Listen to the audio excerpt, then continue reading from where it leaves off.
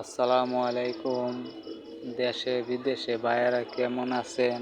ভালো আছেননি? দিনকাল কেমন চলছে? কিভাবে দিনকাল কাটাইতেছেন? আমার তো দিনকাল খুবই কষ্ট চলতেছে, কারণ একটা ফেসবুক, ইউটিউব, টিকটক খুলছিলাম। ইউটিউবের মাঝে ভিডিও ছাড়ি, ভিডিওগুলো ভাইরাল হয় না।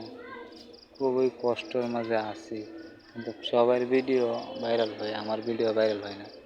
এই জিনিসটি বুঝতে পারি না, বিষয়টা কেন ভাইরাল হয় না।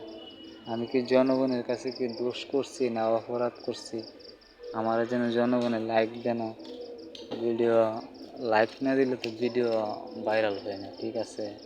কারণ ল্যাম্বার চেয়ারম্যান যদি ফাঁস হয়তো সাথে জনগণের মধ্যে ফাঁস হয়, জনগণের ভোট না দিতে আর ফাঁস হইতে না।